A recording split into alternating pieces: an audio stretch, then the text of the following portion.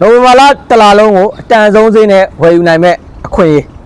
ဟုတ်ကဲ့ကျေးဇူးရှင်တောင်သူဦးကြီးများအားလုံးပဲမင်္ဂလာပါခင်ဗျကျွန်တော်တို့ဝဲမော်တာကုမ္ပဏီကနေပြီးတော့ထွန်စက်ရိတ်ချက်တွေကိုပဲရောင်းချပေးနေတာမဟုတ်ဘဲနဲ့ထွန်စက်နောက်တွဲပစ္စည်းတွေကိုလည်းရောင်းချပေးနေတာဖြစ်ပါတယ်ခင်ဗျ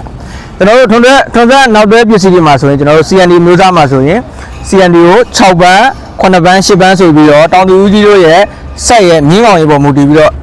ရွေးချယ်ပြီးတော့ဝယ်ယူနိုင်ပါတယ်ဖြစ်ပါတယ်ခင်ဗျဒါပေမဲ့ဆိုတော့မဟုတ်သေးပါဘူးကျွန်တော်တို့ Pekin ဘန်းဟိုမှာခုံဘောခုံလေး16ဘန်း18ဘန်းဘန်း20ဆိုပြီးတော့ရောင်းချပေးနေတဲ့အပြင်ကိုမှ